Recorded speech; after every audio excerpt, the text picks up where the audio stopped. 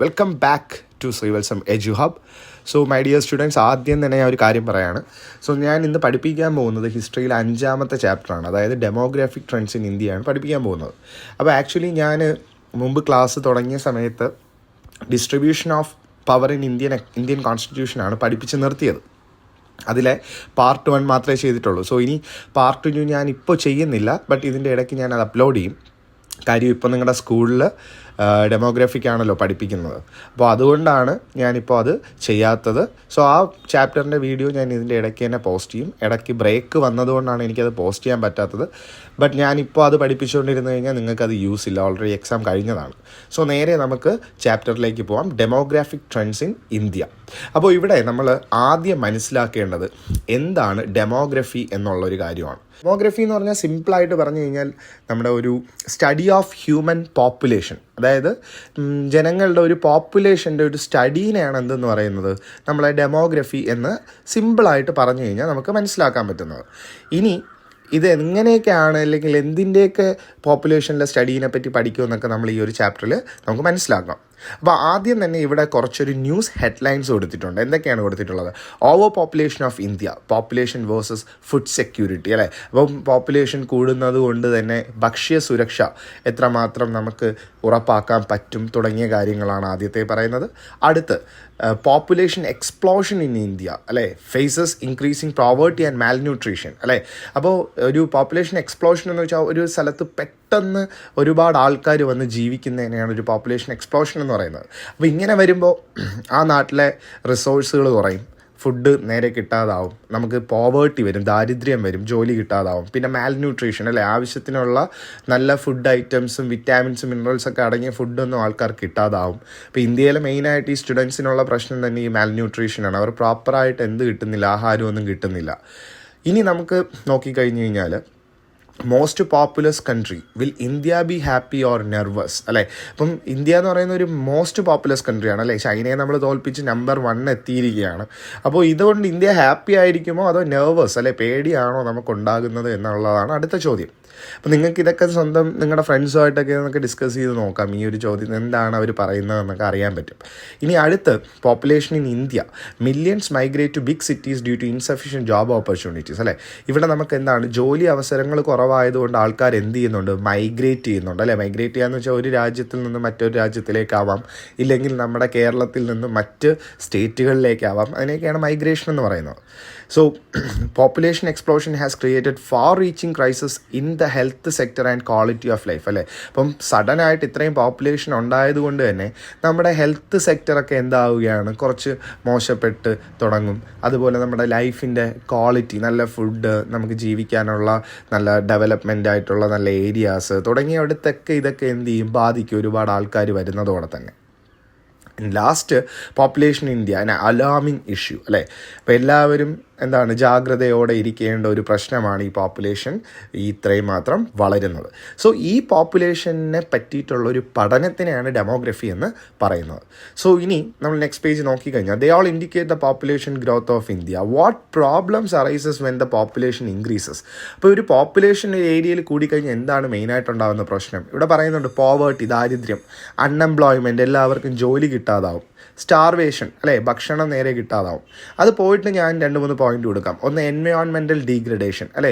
നമുക്കിപ്പോൾ ആൾക്കാർ ഇത്രയും കൂടുകയാണെങ്കിൽ നമ്മുടെ പ്രകൃതിയെ തന്നെ നമ്മൾ എന്ത് ചെയ്യും, നശിപ്പിക്കുന്ന രീതിയിലോട്ട് അതെത്തും, അല്ലേ? കാര്യം ഒരു 10-500 പേര് ഒരു സ്ഥലത്ത് വരികയാണ്, അവർക്ക് നിൽക്കാനായിട്ട് വീട് വേണം. നമ്മൾ നേരെ എന്ത് ചെയ്യും, എൻവയോൺമെൻറ്റിനെ തന്നെ എന്ത് ചെയ്യും, കുഴിച്ചും ഒക്കെ എടുത്ത് അവിടെ വീട് വയ്ക്കും. അതോടെ ഡീഗ്രേഡ് ആവും എൻവയോൺമെൻറ്റ്. ഹൗസിങ് ഷോർട്ടേജസ്, അല്ലേ? വീടുകൾ മുഴുവനായിട്ട് ആൾക്കാർക്ക് കിട്ടാതെ വരുന്ന ഒരവസ്ഥ വരും. അതുപോലെ തന്നെ എന്താണ്, നമ്മൾ പറഞ്ഞതുപോലെ ഹെൽത്ത് കെയർ സിസ്റ്റത്തിനൊക്കെ എന്താണ്, ഒരു ക്വാളിറ്റി വളരെയധികം കുറയും. സോ ഇത്രയും കാര്യങ്ങളാണ് പോപ്പുലേഷൻ കൂടിയാൽ ബേസിക് ആയിട്ടുണ്ടാകുന്നത്. ഇതിൽ കൂടുതലുള്ള പ്രശ്നങ്ങളൊക്കെ നമ്മൾ ഇതിനകത്ത് പഠിക്കും. സോ എന്താണ് population? Population is the total number of people residing in an area during A given period of time. അതായത് നമ്മൾ ഒരു വർഷം എടുക്കുകയാണെങ്കിൽ ഈ ഒരു വർഷത്തിനകത്ത് ഒരു ഏരിയയിൽ എത്രമാത്രം ആൾക്കാരാണ് ജീവിക്കുന്നത് എന്നുള്ളതിനെയാണ് എന്തെന്ന് പറയുന്നത്, പോപ്പുലേഷൻ എന്ന് പറയുന്നത്. So these news headlines indicate how the country's socio-economic progress is affected when the population increases, അല്ലേ? അപ്പോൾ ഈ ഒരു ന്യൂസ് ഹെഡ്ലൈൻസിലൊക്കെ പറയുന്നത് ഒരിടത്ത് ഒരുപാട് പോപ്പുലേഷൻ കൂടുമ്പോൾ അവിടുത്തെ സോഷ്യലായിട്ടുള്ള, അതായത് സാമൂഹികമായിട്ടുള്ള മാറ്റങ്ങൾ, അതുപോലെ എക്കോണമിക്, സാമ്പത്തികമായിട്ട് ആൾക്കാർക്ക് വരുന്ന മാറ്റങ്ങൾ, ഒരു രാജ്യത്തിനെ ബാധിക്കുന്ന കാര്യങ്ങൾ തുടങ്ങിയതൊക്കെയാണ് ആ ഹെഡ്ലൈൻസിൽ പറഞ്ഞിട്ടുള്ളത്. കാര്യം പ്രോപ്പറായിട്ട് ജോലി കിട്ടുന്നില്ല, അതുപോലെ പ്രോപ്പറായിട്ട് ഹെൽത്ത് കെയർ കിട്ടുന്നില്ല, തുടങ്ങിയതൊക്കെ ഇതിൻ്റെ കാരണങ്ങളാണ്. So if this is the case, will our country be able to achieve sustainable development? അപ്പോൾ ഇങ്ങനെ കാര്യങ്ങൾ പോയി കഴിഞ്ഞ് കഴിഞ്ഞാൽ നമ്മുടെ ഇന്ത്യക്ക് സസ്റ്റൈനബിൾ ഡെവലപ്മെൻറ്റ് കിട്ടുമോ എന്നുള്ളതാണ് ചോദ്യം. സസ്റ്റൈനബിൾ എന്ന് പറഞ്ഞു കഴിഞ്ഞാൽ എന്താണ്? ഒരു സ്ഥിരമായിട്ട് ഒരു ഡെവലപ്മെൻറ്റ് ഒരു രാജ്യത്തിന് ഉണ്ടാവുന്നതിനെയാണ് സസ്റ്റൈനബിൾ ഡെവലപ്മെൻറ്റ് എന്ന് പറയുന്നത്. അപ്പോൾ അതിനൊരു എക്സാമ്പിൾ എന്ന് പറഞ്ഞു കഴിഞ്ഞാൽ നമുക്കിപ്പം പ്രോപ്പറായിട്ട് എഡ്യൂക്കേഷൻ ആൾക്കാർക്ക് കിട്ടുക, ഹോസ്പിറ്റൽസ് പ്രോപ്പറായിട്ട് കിട്ടുക, ഇതൊക്കെ ഒരു രാജ്യത്തിൻ്റെ ഡെവലപ്മെൻറ്റിൻ്റെ ഭാഗമാണ്. അപ്പോൾ ഈ ഇത്രയും ആൾക്കാർ കൂടിക്കഴിഞ്ഞ് കഴിഞ്ഞാൽ ഒരു രാജ്യത്തിന് ഡെവലപ്മെൻറ്റ് ഉണ്ടാവുമോ ഇല്ലയോ എന്നാണ് ആദ്യത്തെ ചോദ്യം. Should not the population be controlled in proportion to available resources on earth? അല്ലേ, നമ്മുടെ ഈ ഒരു രാജ്യത്തിലെ പോപ്പുലേഷൻ, അല്ലെങ്കിൽ ഏതൊരു രാജ്യത്തിലെ പോപ്പുലേഷൻ ആയാലും നമ്മൾ കൺട്രോൾ ചെയ്യണോ? ഏതിൻ്റെ അടിസ്ഥാനത്തിൽ? ഒരു എർത്തിലുള്ള റിസോഴ്സിനനുസരിച്ച്. ഫോർ എക്സാമ്പിൾ നമുക്കിപ്പോൾ ഒരു അണ്ടർ വാട്ടർ എടുക്കാം. അണ്ടർ വാട്ടർ എന്ന് പറയുന്നത്, അല്ലെങ്കിൽ വെള്ളം, കുടിവെള്ളം എന്ന് പറയുന്ന ഒരു റിസോഴ്സാണ്. അപ്പോൾ ഇതെന്ന് പറയുന്നത് വളരെ കുറച്ച് ശതമാനം മാത്രമാണുള്ളത്, അല്ലേ. അപ്പോൾ ഇത്രയും ശതമാനം വെള്ളം കുടിക്കാനായിട്ട് നമുക്ക് ഇന്ന ആൾക്കാർക്ക് മാത്രമേ ഇത്രയും കുടിക്കാൻ പറ്റത്തുള്ളൂ. ഇത് ഓവറായിട്ടൊക്കെ പോപ്പുലേഷൻ കൂടിക്കഴിഞ്ഞാൽ എന്ത് പറ്റും? ഈ വെള്ളം തന്നെ എന്ത് ചെയ്യും? കുറഞ്ഞ് ഇല്ലാണ്ടാവും. നമുക്കറിയാം, ഇപ്പോൾ കടകളിൽ നമ്മൾ വെള്ളം ഫ്രീ ആയിട്ടല്ല, പൈസ കൊടുത്താണ് വാങ്ങുന്നത്. 20 രൂപയായി. പണ്ടൊക്കെ 5 രൂപയായിരുന്നു, അതിപ്പോൾ 20 ഇനി ഇങ്ങനെ പോയി കഴിഞ്ഞാൽ ഒരു 10-30 വർഷമാകുമ്പോൾ അതൊരു പക്ഷേ എത്രയാവും? 50-60 രൂപയാവും. ആൻഡ് മറ്റൊരു കാര്യം എന്ന് പറഞ്ഞാൽ അടുത്ത വേൾഡ് വാർ 3 വരുന്നത് പോലും കുടിവെള്ളത്തിന് വേണ്ടിയിട്ടാണ് എന്ന് വരെ ഒരു സംസാരമുണ്ട്. സോ നമ്മൾ ഈ റിസോഴ്സസിനനുസരിച്ച് മതിയോ പോപ്പുലേഷൻ? അതിനനുസരിച്ച് കൺട്രോൾ ചെയ്യണമോ എന്നൊക്കെയാണ് അവിടുത്തെ രണ്ടാമത്തെ ചോദ്യം. സോ ഇതിനെയൊക്കെ പറ്റി പഠിക്കാനായിട്ടാണ് നമ്മൾ ഈ ചാപ്റ്റർ നോക്കുന്നത്. സോ ഇവിടെ അടുത്തൊരു കാര്യം പറയുന്നുണ്ട്. യുണൈറ്റഡ് നേഷൻസ് പോപ്പുലേഷൻ ഫണ്ടായ UNFPA ഒരു റിപ്പോർട്ടിൽ ലോകത്തെ പോപ്പുലേഷൻ എന്ന് പറഞ്ഞാൽ 804 കോടിയാണ്. പക്ഷേ അതിൽ ഇന്ത്യയിലെ പോപ്പുലേഷൻ തന്നെ എന്തുണ്ട്? 142 കോടി ആൾക്കാർ ഇന്ത്യയിൽ തന്നെയുണ്ട്. അപ്പോൾ നിങ്ങൾക്കറിയാം, ഇന്ത്യ എന്ന് പറയുന്ന ഒരു രാജ്യത്തിൻ്റെ ഏരിയ വെച്ച് നോക്കുമ്പോൾ അവിടുത്തെ പോപ്പുലേഷൻ വളരെ അധികമാണ്. The social development index of a country or region is determined by its population data. അപ്പോൾ ഒരു രാജ്യത്തെ ഒരു സോഷ്യൽ ഡെവലപ്മെൻറ്റ് ഇൻഡെക്സ്, അങ്ങനെ ഒരു രാജ്യം അല്ലെങ്കിൽ ഒരു സമൂഹം എങ്ങനെ ഡെവലപ്പ് ആകുന്നു എന്നൊക്കെ ഉള്ള കാര്യങ്ങൾ നമ്മൾ നോക്കുന്നത് എങ്ങനെയാണ്?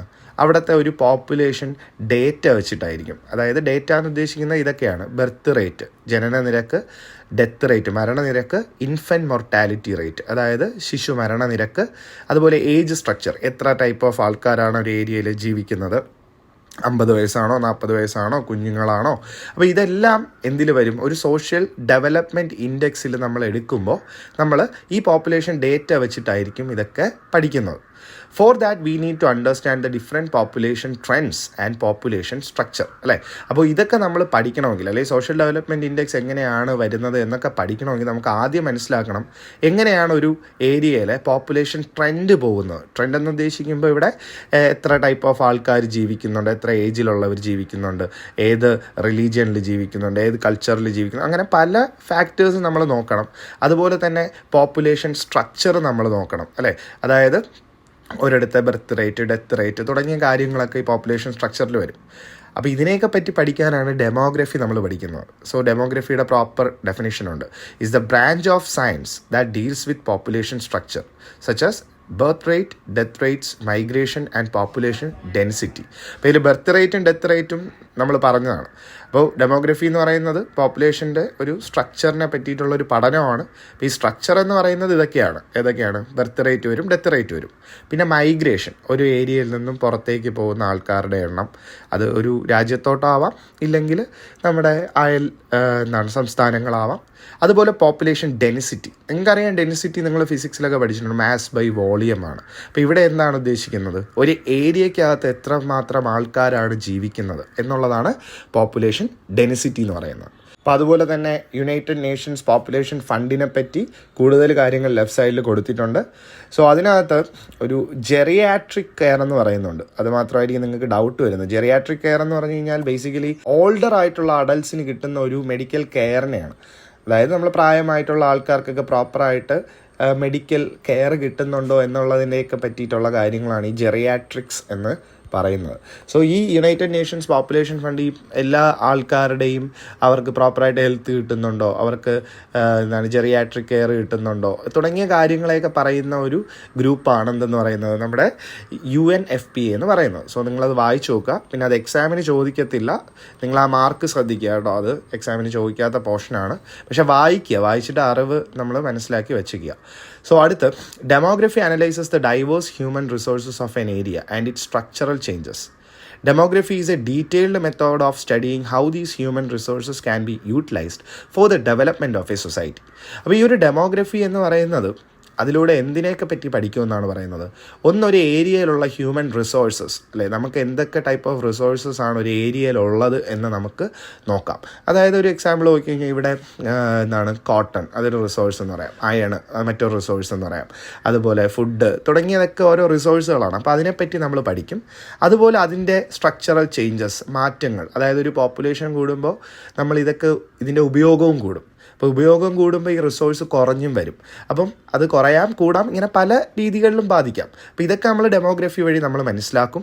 അതുപോലെ ഈ ഡെമോഗ്രഫി എന്ന് പറയുന്നത് ഒരു ഡീറ്റെയിൽഡ് സ്റ്റഡിയിങ് ആണ്. വളരെ ഡീറ്റെയിൽ ആയിട്ട് നമ്മൾ പഠിക്കും. എന്തിനെ പറ്റി പഠിക്കുമെന്നാണ് പറയുന്നത്, ഈ ഒരു ഹ്യൂമൻ റിസോഴ്സസിനെ, അതായത് ഈ വെള്ളം, ഫുഡ് തുടങ്ങിയതിനെയൊക്കെ ഒരു സൊസൈറ്റിയുടെ ഡെവലപ്മെൻറ്റിന് വേണ്ടി നമുക്ക് കറക്റ്റായിട്ട് ഉപയോഗിക്കാൻ വേണ്ടിയിട്ടാണ് നമ്മൾ ഈ ഒരു ഡെമോഗ്രഫിയിലൂടെ നമ്മൾ പഠിക്കുന്നത്. അതുപോലെ ഡെമോഗ്രഫി എന്ന് പറയുന്നത് is the systematic study of population അല്ലേ. പോപ്പുലേഷനെ പറ്റി നമ്മൾ കറക്റ്റായിട്ടൊരു സിസ്റ്റമാറ്റിക് ആയിട്ട് പഠിക്കും. അത് നമ്മൾ ഓൾറെഡി പറഞ്ഞതാണ്. അതുപോലെ ഈ ഒരു ഡെമോഗ്രഫി എന്ന് പറയുന്ന ഈ വാക്ക് എടുത്തിരിക്കുന്നത് എവിടെ നിന്നാണ്? 2 ഗ്രീക്ക് വേർഡുകളിൽ നിന്നാണ്. പീപ്പിൾ എന്ന് വെച്ചാൽ, ഡെമോസ് എന്ന് വെച്ചാൽ പീപ്പിൾ, ഗ്രാഫീൻ എന്ന് വെച്ചാൽ ഡിഫൈൻ, അല്ലെങ്കിൽ നിങ്ങൾക്ക് ടു റൈറ്റ് എന്നുള്ള എഴുതാം. ബേസിക്കലി പറഞ്ഞാൽ ആൾക്കാരെ പറ്റിയിട്ട് പഠിച്ച് അവരെ പറ്റി എഴുതുന്നതിനെ എന്തെന്ന് പറയുന്നത് ഒരു ഡെമോഗ്രഫി എന്ന് ഗ്രീക്കിലൊക്കെ പറയുന്നത്.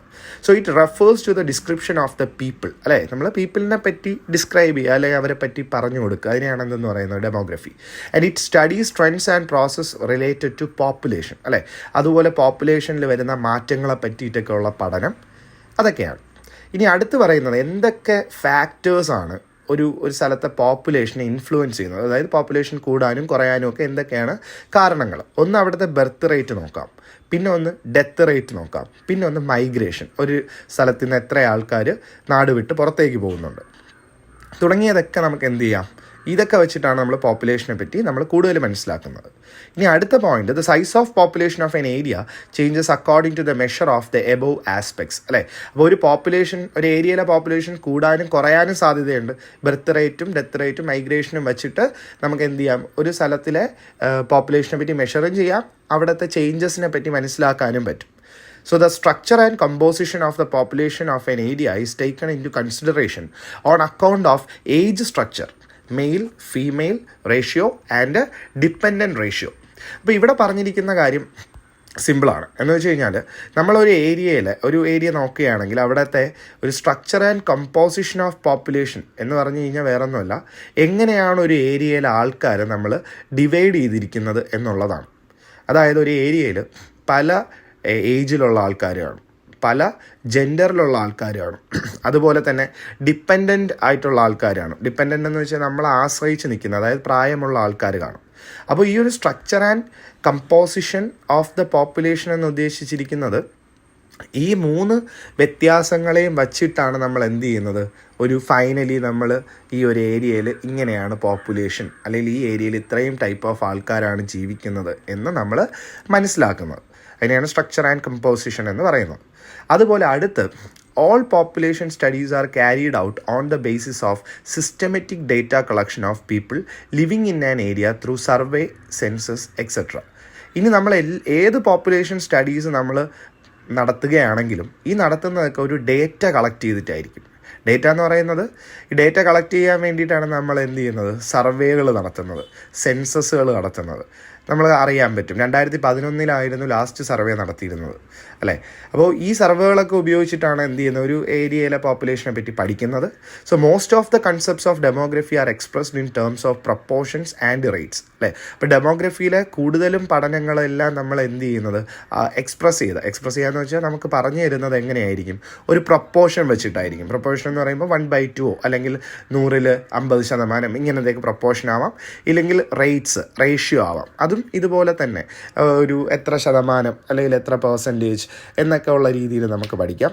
അപ്പോൾ അതിൻ്റെ എക്സാമ്പിൾസാണ് birth rate, death rate, female male ratio അല്ലേ, അതുപോലെ ഡിപ്പെൻഡൻസി റേഷ്യോ തുടങ്ങിയതെല്ലാം വെച്ചിട്ടായിരിക്കും നമ്മൾ എന്ത് ചെയ്യുന്നത്, ആൾക്കാർക്ക് പറഞ്ഞ് മനസ്സിലാക്കി കൊടുക്കുന്നത്. അല്ലെങ്കിൽ നമ്മളൊരു ഡേറ്റ കിട്ടുമ്പോൾ നമ്മൾ ഇങ്ങനെയായിരിക്കും പഠിക്കുന്നത്. 2012 ഒരു 5 കോടി ആൾക്കാർ, 2013 4 കോടിയേ ഉണ്ടായിരുന്നുള്ളൂ. അവിടുത്തെ മെയിലും ഫീമെയിൽ റേഷ്യോ 1000 മെയിലിന് ഒരു 800 ഫീമെയിൽ, അങ്ങനെയൊക്കെ പല രീതിയിലൊക്കെ ഉള്ള റേഷ്യോസും വെച്ചിട്ടൊക്കെ ആയിരിക്കും നമ്മൾ ഈ ഒരു പോപ്പുലേഷൻ സ്റ്റഡി മുഴുവനായിട്ട് നടത്തുന്നത്. ഇനി നമ്മൾ നോക്കേണ്ട ഈ ഡെമോഗ്രഫി തന്നെ നമ്മൾ 2 ബ്രാഞ്ചുകളാക്കുകയാണ്. ഒന്ന് സോഷ്യൽ ഡെമോഗ്രഫി, രണ്ടാമത്തത് ഫോർമൽ ഡെമോഗ്രഫി. അപ്പോൾ സോഷ്യൽ ഡെമോഗ്രഫി എന്ന് പറഞ്ഞാൽ എന്താണ്, the structure of social demography and it's causes. അപ്പോൾ അതിനെ പറ്റിയിട്ടാണ് നമ്മൾ പഠിക്കുന്നത്. അപ്പോൾ എന്താണ് സോഷ്യൽ ഡെമോഗ്രഫി എന്ന് പറഞ്ഞു കഴിഞ്ഞാൽ വേറൊന്നുമല്ല, it emphasises the socio economic and political patterns of A region. അതായത് സോഷ്യൽ എന്ന് പറഞ്ഞാൽ സാമൂഹികമായിട്ടുള്ള കാര്യമാണ്. അതായത് ഒരു ഏരിയയിൽ ഇത്രയും പോപ്പുലേഷൻ ഉണ്ടെന്ന് വെച്ചോ, ഈ പോപ്പുലേഷൻ അടിസ്ഥാനമായിട്ട് ഒരു സമൂഹത്തിൽ സോഷ്യോ എക്കോണമിക് പ്രോഗ്രസ് ഉണ്ടോ, അല്ലെങ്കിൽ ഒരു സമൂഹത്തിൽ ആൾക്കാർക്ക് ഡെവലപ്മെൻറ്റ് നടക്കുന്നുണ്ടോ, ആ സമൂഹത്തിലെ സാമ്പത്തികമായി ഡെവലപ്മെൻറ്റ് നടക്കുന്നുണ്ടോ, അതുപോലെ ഇതുകൊണ്ടുള്ള രാഷ്ട്രീയപരമായിട്ടുള്ള പൊളിറ്റിക്കൽ പാറ്റേൺസ്, ഒരു രാഷ്ട്രീയപരമായിട്ടുള്ള എന്തൊക്കെ മാറ്റങ്ങൾ അവിടെ വരുന്നുണ്ട് തുടങ്ങിയതിനെയൊക്കെയാണ് സോഷ്യൽ ഡെമോഗ്രഫി എന്ന് പറയുന്നത്. ഇനി ഫോർമൽ ഡെമോഗ്രഫി എന്ന് പറഞ്ഞാൽ എന്താണ്, it measures and analyses the factors of population change. ഇവിടെ നമ്മൾ പഠിക്കുന്നത് ഒരു ഏരിയയിലെ പോപ്പുലേഷനിൽ വരുന്ന മാറ്റങ്ങളെ പറ്റിയിട്ട് മാത്രമായിരിക്കും. ഇതിനാണ് നമ്മൾ ഉപയോഗിക്കുന്നത്, സെൻസസ് ഉപയോഗിക്കുന്നത്. അപ്പോൾ സെൻസസ് എന്ന് പറയുന്നത് ഒരു ഫോർമൽ ഡെമോഗ്രഫിക് സ്റ്റഡിക്കുള്ള ഒരു എക്സാമ്പിളാണ്. ഈ സെൻസസ് എന്തൊക്കെയാണ് കളക്ട് ചെയ്യുന്നത്, it collect and analyses data on population അല്ലേ. ഒരു ഏരിയയിലെ പോപ്പുലേഷൻ സൈസ് നോക്കും, അതുപോലെ ഏജ് സ്ട്രക്ചർ, എത്ര ടൈപ്പ് ഓഫ് ആൾക്കാർ, 50 വയസ്സ് 40 വയസ്സ് തുടങ്ങിയ ഏജ് സ്ട്രക്ചർ നോക്കും. ജെൻഡർ റേഷ്യോ അല്ലേ, ഫീമെയിൽ മെയിൽ റേഷ്യോ നമ്മൾ നോക്കും. The socio economic status of the country, ഒരു രാജ്യത്തെ സാമൂഹികവും സാമ്പത്തികമായിട്ടുള്ള ഒരു വളർച്ച എത്രയാണ് തുടങ്ങിയതൊക്കെ ഫോർമൽ ഡെമോഗ്രഫിയിൽ നമ്മൾ നടത്തും. ഇനി ഈ സെൻസസൊക്കെ ആരാ നടത്തുന്നത്, ഈ സെൻസസിൻ്റെ ഹെഡായിട്ടിരിക്കുന്ന census activities in India are headed by registrar general അല്ലേ. ഒരു രജിസ്ട്രാർ ജനറൽ ആയിരിക്കും എന്ത് ചെയ്യുന്നത്, സെൻസസ് ആക്ടിവിറ്റീസ് ചെയ്യുന്നത്. അതുപോലെ സെൻസസ് കമ്മീഷണർ ഓഫ് ഇന്ത്യ ഉണ്ട്. അപ്പോൾ ഇവരായിരിക്കും ഇതിൻ്റെ ഹെഡുകളെന്ന് പറയുന്നത്. അങ്ങനെ ഇന്ത്യയിലാണ് ഏറ്റവും largest census in the world ഉള്ള അല്ലേ. ലോകത്തിലെ തന്നെ ഏറ്റവും ലാർജസ്റ്റ് ആയിട്ടുള്ള സെൻസസ് ഇന്ത്യയിലാണ്. പിന്നെ ഈ സെൻസസ് യൂഷ്വലി ഇന്ത്യയിൽ 10 വർഷത്തിലായിരിക്കും എന്ത് ചെയ്യുന്നത്, നടപ്പിലാക്കുന്നത്. സോ ഇവിടെ തന്നെ ആദ്യത്തെ ചോദ്യം, when was the census started in India and when was the last census conducted in India. അപ്പോൾ ആദ്യമായിട്ട് സെൻസസ് ഇവിടെ നടത്തിയത് 1871 കേട്ടോ, ആദ്യമായിട്ട് നടത്തുന്നത്. പിന്നെ എല്ലാ 10 വർഷങ്ങളിലും സെൻസസ് നടത്തിയിട്ടുണ്ടായിരുന്നു. അങ്ങനെ 2011 ലാസ്റ്റ് സെൻസസ് നോക്കിയത്. അപ്പോൾ നിങ്ങൾ ചോദിക്കും, പിന്നെയും 2021 10 വർഷം കഴിയില്ല, എന്തുകൊണ്ട് നടന്നില്ല? വേറൊന്നുമല്ല, നമ്മുടെ COVID-19 എന്ന് പറയുന്ന അറിയാമല്ലോ, ആ ഒരു കാലഘട്ടത്തെ പറ്റിയൊന്നും ഓർക്കണ്ട. അപ്പോൾ ആ ഒരു കോവിഡ് വന്നതുകൊണ്ടാണ് അടുത്ത സെൻസസ് നടത്താൻ പറ്റാത്തത്. സോ ഉടനെ സെൻസസ് നടത്തും എന്നൊക്കെയാണ് റിപ്പോർട്ട് കിട്ടിയത്. ബട്ട് സ്റ്റിൽ നമ്മൾ പോപ്പുലേഷൻ ഇൻഡെക്സിൽ നമ്മൾ ചൈനയെ തോപ്പിച്ചു. ഈവൻ സെൻസസ് എടുക്കാതെ തന്നെ ആ റിപ്പോർട്ട്സ് പുറത്ത് വന്നിട്ടുണ്ട്. സോ അതൊക്കെയാണ് അതിൻ്റെ മെയിനായിട്ടുള്ള കാര്യങ്ങൾ. ഇപ്പോൾ നമ്മൾ നെക്സ്റ്റ് പേജിൽ നോക്കിക്കഴിഞ്ഞാൽ നിങ്ങൾക്ക് 1901 തൊട്ട് 2011 വരെയുള്ള ഇന്ത്യയിലെ പോപ്പുലേഷനെ പറ്റി മനസ്സിലാക്കാൻ പറ്റും. സോ നിങ്ങളത് 2000 എത്തുമ്പോൾ തന്നെ എന്താണ്, പോപ്പുലേഷൻ്റെ മാർജിനൊക്കെ ഒരുപാടധികം മാറുകയാണ്. അപ്പോൾ അത്രത്തോളം രാജ്യത്തെ റിസോഴ്സും എന്ത് ചെയ്തുകൊണ്ടിരിക്കുകയാണ്, കുറഞ്ഞ് വന്നുകൊണ്ടിരിക്കുകയാണ്. അപ്പോൾ ഇതൊക്കെ ഒരു നമ്മളെ ബേസിക്കായിട്ട് ഒരു എക്സാമ്പിൾ എടുത്തു കഴിഞ്ഞാൽ പെട്രോൾ എന്ന് പറയുന്ന ഒരു റിസോഴ്സ്, അതിൻ്റെ വിലയുടെ ഒരു മാറ്റം നിങ്ങൾക്ക് തന്നെ അറിയാൻ പറ്റും. ഒരു 10 വർഷം മുമ്പേ എനിക്ക് തോന്നുന്നു ഒരു 50-60 രൂപയ്ക്കൊക്കെ അടിച്ചുകൊണ്ടിരുന്ന പെട്രോൾ ഇപ്പം 100-110 ആയി. അതിൽ നിന്ന് ഒരു 10 വർഷം മുന്നേ നോക്കിയാൽ ഞാൻ എൻ്റെ ഓർമ്മയിൽ ഫസ്റ്റ് ഓഫ് ഓൾ 30 റുപ്പീസിനൊക്കെ പെട്രോൾ അടിച്ചതൊക്കെ എനിക്ക് ഓർമ്മയുണ്ട്.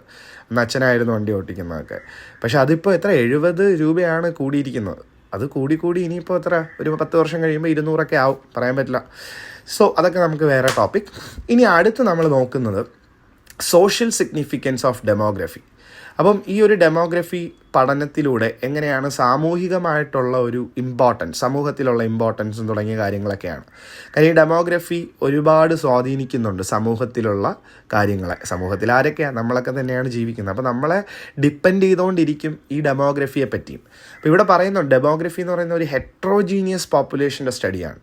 Heterogeneous and homogeneous. ഹോമോ എന്ന് പറഞ്ഞു കഴിഞ്ഞാൽ ഒരു ഏരിയയിലെ ആൾക്കാരെല്ലാം സെയിം ആയിരിക്കും. For example age group same ആയിട്ടുള്ളവരായിരിക്കാം. പിന്നെ ജെൻഡർ നോക്കിക്കഴിഞ്ഞാൽ അതും കൂടുതൽ സെയിം ആയിരിക്കാം. പിന്നെ റിലീജിയൻ, കൾച്ചർ, ലാംഗ്വേജ്. അപ്പോൾ അതിനെയാണ് ഒരു ഹോമോജീനിയസ് എന്ന് പറയുന്നത്. ഇപ്പോൾ ഹെട്രോജീനിയസ് എന്ന് പറയുമ്പോൾ ഒരുപാട് മിക്സ്ഡ് ആയിട്ടുള്ള ആൾക്കാരായിരിക്കും. ഫോർ എക്സാമ്പിൾ പല ടൈപ്പ് ഓഫ് റിലീജിയനിലുള്ള ആൾക്കാർ, പല ടൈപ്പ് ഓഫ് ലാംഗ്വേജ് സംസാരിക്കുന്ന ആൾക്കാർ, പല ഏജ് ഗ്രൂപ്പിലുള്ള ആൾക്കാർ. ഇപ്പോൾ ഇതിനെയൊക്കെ പറ്റിയിട്ടുള്ള ഒരു പഠനമാണ് ഹെട്രോജീനിയസ് പോപ്പുലേഷൻ എന്ന് പറയുന്നത്. അപ്പോൾ ഈ സോഷ്യൽ ഡെമോഗ്രഫിയിൽ കൂടെ നമ്മൾ ഒരു ഏരിയയിലെ പല സോഷ്യോളജിക്കൽ ഫാക്ടേഴ്സിനെ പറ്റിയിട്ടൊക്കെ നമ്മൾ പഠിക്കും. ഒരിടത്ത് റിലീജിയൻ, അതുപോലെ കാസ്റ്റ്, ജെൻഡർ അതിനെയൊക്കെ പറ്റി പഠിക്കും. അതുപോലെ ഡെമോഗ്രഫിക് ഫാക്ടേഴ്സ് ഉണ്ട് ഒരുപാട്. എത്ര ആൾക്കാർ മൈഗ്രേറ്റ് ചെയ്യുന്നു, പോപ്പുലേഷൻ്റെ മാറ്റങ്ങൾ.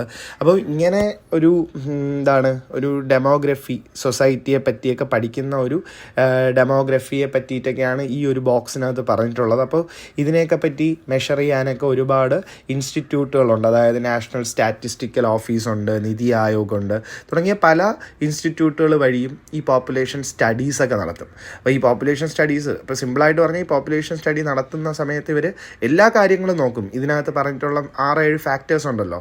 അതായത് ഒരിടത്ത് എത്ര കൾച്ചറിലുള്ള ആൾക്കാരുണ്ട്, റിലീജിയനിലുള്ളവരുണ്ട്, ഫിനാൻഷ്യൽ ആൾക്കാർ, എത്ര പുവർ, റിച്ച്, മിഡിൽ ക്ലാസ് ഉണ്ട്. അതുപോലെ പോപ്പുലേഷൻ സൈസിനെ പറ്റി പഠിക്കും. ഇൻറ്റേർണൽ മൈഗ്രേഷൻ, ഇൻ്റർനാഷണൽ മൈഗ്രേഷൻ, അത് നിങ്ങൾക്ക് പഠിക്കാനുണ്ട് കേട്ടോ, എന്താണെന്നുള്ളത് താഴെ. സോ നിങ്ങൾക്ക് എക്സാമിന് ചോദിക്കുന്നില്ല ഈ ഒരു ബോക്സിനകത്തുള്ള കാര്യം, പക്ഷേ മനസ്സിലാക്കി വെച്ചിരിക്കുക. ഇനി അടുത്ത് നമ്മൾ പഠിക്കാൻ പോകുന്നത് let's get familiarised with the different indicators of demography. അപ്പോൾ ഡെമോഗ്രഫി നമ്മൾ സ്റ്റഡി ഓഫ് പോപ്പുലേഷൻ ആണെന്ന് പഠിച്ചു. അപ്പോൾ ഈ ഒരു സ്റ്റഡി ഓഫ് പോപ്പുലേഷനിൽ നമ്മൾ മെയിനായിട്ട് നോക്കുന്ന കുറച്ച് കുറച്ച് കാര്യങ്ങളുണ്ട്. ഒന്ന്, മൈഗ്രേഷൻ, അല്ലെ, ഒരു ഏരിയയിൽ നിന്ന് എത്ര ആൾക്കാരാണ് പുറത്തേക്ക് പോകുന്നത്, അവിടെ ജീവിക്കുന്നത്. അപ്പോൾ മൈഗ്രേഷനെ പറ്റി നിങ്ങൾക്ക് പഠിക്കാനുണ്ട് അടുത്ത്, നമുക്ക് അതിൽ കൂടെ മനസ്സിലാക്കാം. പിന്നെ ഒരിടത്ത് ബർത്ത് റേറ്റ്, ഡെത്ത് റേറ്റ് നോക്കും. പിന്നെ പോപ്പുലേഷൻ ഡെൻസിറ്റി ഞാൻ പറഞ്ഞു തന്നായിരുന്നു ഓൾറെഡി. അതുപോലെ female male ratio and child sex ratio. അതുപോലെ ഈ ഫീമെയിൽ മെയിൽ റേഷ്യോ എന്ന് പറയുമ്പോൾ ഒരു ഏരിയയിൽ, അപ്പോൾ ഇന്ത്യയിലൊക്കെ നമ്മൾ നോക്കുന്നത്, ഇന്ത്യയിലല്ല പൊതുവെ എല്ലായിടും നോക്കുന്നത് 1000 മെയിലിന് എത്ര വുമൺ ആണുള്ളത് എന്നൊക്കെ ഉള്ള രീതിയിലാണ് ഈ ഫീമെയിൽ മെയിൽ റേഷ്യോ ഒക്കെ നോക്കുന്നത്. അപ്പോൾ ഇതിനെപ്പറ്റിയൊക്കെ താഴെ പഠിക്കാറുണ്ട്. പിന്നെ ലൈഫ് എക്സ്പെക്റ്റൻസി, ഒരു രാജ്യത്തെ ഒരാൾക്ക് എത്ര വയസ്സ് വരെ അയാൾ ജീവിക്കും എന്നുള്ളതൊക്കെയാണ്. ഇപ്പോൾ ഇന്ത്യയിൽ വന്നിട്ട് 77-75 ആ ഒരു കാറ്റഗറിയാണ്. US അത് കൂടും, കാനഡയിലും 82. അതുപോലെ ഹോങ്കോങ് ആണെന്ന് തോന്നുന്നു ഏറ്റവും കൂടുതലുള്ള 85 സംതിങ് ആണ്. സോ അതിനെപ്പറ്റി നിങ്ങൾക്ക് പഠിക്കുകയല്ല, ജസ്റ്റ് പറഞ്ഞതേ ഉള്ളൂ. പിന്നെ അതുപോലെ ഏജ് സ്ട്രക്ചർ, ഏതൊക്കെ ടൈപ്പ് ഓഫ് അല്ലെങ്കിൽ ഏതൊക്കെ ഏജിലുള്ള ആൾക്കാരായിരിക്കും ഉള്ളത്. പിന്നെ അതുപോലെ ഡിപ്പെൻഡൻസി റേഷ്യോ, എത്ര ആൾക്കാർ എന്ന് പറഞ്ഞാൽ എൽഡർ ആയിട്ടുള്ള ആൾക്കാർ, അതായത് എത്ര പേര് നമ്മളെ ആശ്രയിച്ച് ജീവിക്കുന്നുണ്ട് എന്നുള്ളത്, തുടങ്ങിയതൊക്കെ ഈ ഡെമോഗ്രഫിയുടെ ഇൻഡിക്കേറ്റേഴ്സാണ്. അപ്പോൾ ഇതിൽ ആദ്യത്തെ മൈഗ്രേഷൻ എന്താണെന്ന് നോക്കാം. അതിനു മുന്നേ വൈലോപ്പള്ളി ശ്രീധരമേനോൻ്റെ ഒരു ആസാം പണിക്കാർ എന്ന് പറയുന്ന ഒരു പോയമുണ്ട്. അതെന്താണെന്ന് ഞാൻ വായിച്ചു തരാം. ജനിച്ച നാട് വിട്ടകലെ ആസാമിൽ പണിക്കു പോകുന്ന പരിശകൾ നമ്മൾ, കുതിച്ചു തീവണ്ടി കിതച്ചു പായുന്നു, തിരയടിക്കും താഴ്വാരവും പാടവും. അപ്പം അതിനകത്ത് സിമ്പിളായിട്ട് തന്നെ പറയുന്നുണ്ട് ആ വരികളിലൂടെ നമുക്ക് മനസ്സിലാക്കാൻ പറ്റും. ഈ ഒരു കാര്യം ആരെ പറ്റിയിട്ടാണെന്ന് പറഞ്ഞാൽ, കേരളത്തിൽ നിന്നും ആസാമിൽ ജോലിക്ക് പോയിരുന്ന, അതേത് സമയമാണ്, സെക്കൻഡ് വേൾഡ് വാർ 1940s, ആ ഒരു കാലഘട്ടത്തെയാണ് പറയുന്നത്. ആ ഒരു ടൈമിൽ ആസാമിലേക്ക് പോയ കേരളത്തിലെ ജോലിക്കാരെ പറ്റിയിട്ടാണ് വൈലോപ്പള്ളി ശ്രീധരമേനോൻ ഇവിടെ പറഞ്ഞിരിക്കുന്നത്. സോ ഇതിൽ നിന്ന് നമുക്ക് മനസ്സിലാക്കാം, ഈ കേരളത്തിലുള്ള ആൾക്കാർ, അല്ലെ, they went to Assam in search of employment during 1941, അല്ലെ 1941 ഇവർ പോകുന്നത്. Currently people are coming to Kerala from Assam and other states. പക്ഷേ ഇപ്പോൾ ആസാമിൽ നിന്നും ബംഗാളിൽ നിന്നൊക്കെ ആൾക്കാർ ഇവിടെ വന്നിട്ടാണ് എന്ത് ചെയ്യുന്നത്, കൂടുതലും ജോലി ചെയ്യുന്നത്. അപ്പോൾ ഇതിനെ റിലേറ്റ് ചെയ്തൊരു ന്യൂസ് റിപ്പോർട്ട് കൊടുത്തിട്ടുണ്ടായിരുന്നു. Kerala calls foreign workers guest workers and the world uploads, അല്ലേ? അപ്പോൾ കേരളത്തിൽ വന്ന് ജോലി ചെയ്യുന്ന ആൾക്കാരെ നമ്മൾ എന്താണ് വളരെയധികം വെൽക്കം ചെയ്യുന്നുണ്ട്. ഗസ്റ്റ് വർക്കേഴ്സ് എന്നുള്ള രീതിയിലാണ് നമ്മൾ വിളിക്കുന്നത്.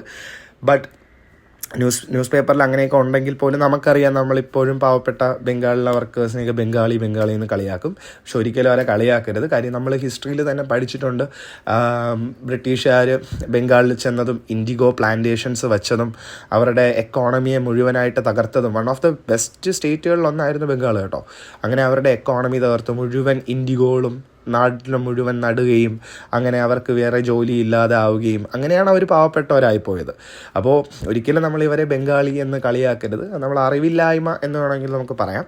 സോ നമുക്ക് കണ്ടിന്യൂ ചെയ്യാം ബാക്കി. അപ്പോൾ ഈ ഒരു ന്യൂസ് റിപ്പോർട്ട് വഴിയൊക്കെ നമ്മൾ മനസ്സിലാക്കി ഗസ്റ്റ് വർക്കേഴ്സ് എന്നുള്ളൊരു ടേമാണ്. അപ്പോൾ ഇത് ലോകം മുഴുവൻ അപ്ലോഡ് ചെയ്തു, കൺഗ്രാറ്റുലേറ്റ് ചെയ്തു.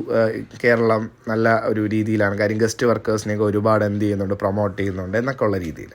സോ ഈ guest workers have become A part of Kerala society today, അല്ലേ? അപ്പോൾ ഇന്ത്യയിലെ അല്ലെങ്കിൽ കേരളത്തിൻ്റെ മെയിനായിട്ട് ഗസ്റ്റ് വർക്കേഴ്സ് ഒരു സൊസൈറ്റിയുടെ ഭാഗമാണ്. കാര്യം നമ്മളിപ്പോൾ എവിടെ നോക്കിക്കഴിഞ്ഞാലും ബംഗാളിലുള്ളവരും ആസാമിലുള്ളവരെയൊക്കെ നമ്മളെ പുറത്ത് തന്നെ നമുക്ക് കാണാം. വെറുതെ റോഡിൽ ഇറങ്ങിക്കഴിഞ്ഞാൽ പോലും നിങ്ങൾ 2 പേരെയെങ്കിലും ഒരു അരമണിക്കൂറിനകത്ത് മിനിമം കാണാൻ പറ്റും, അല്ലേ?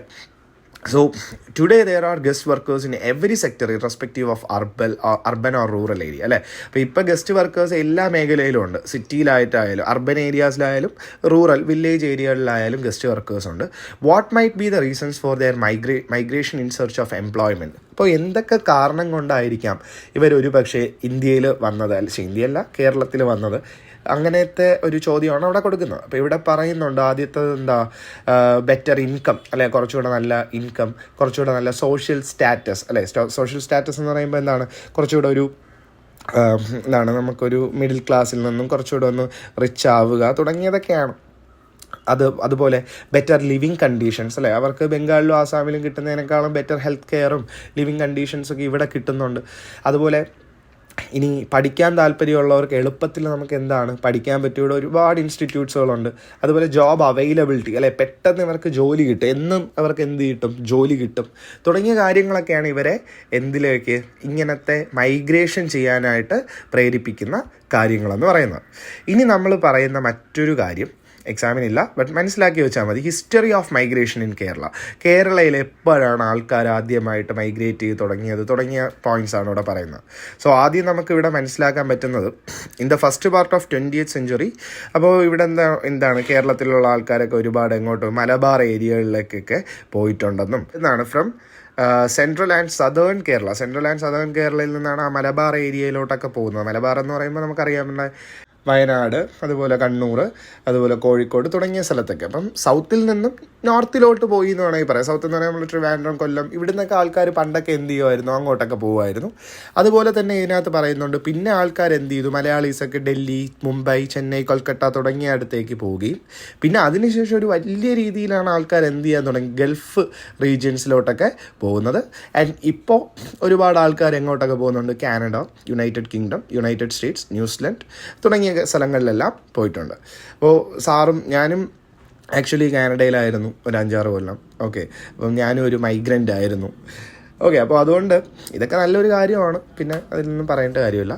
സോ ഇനി അടുത്ത് നമുക്ക് നോക്കാം പേജ് നമ്പർ, നെക്സ്റ്റ് പേജ് 89 നോക്കിക്കഴിഞ്ഞാൽ ഇവിടെ കുറച്ച് കാര്യങ്ങൾ പഠിക്കുന്നുണ്ട്.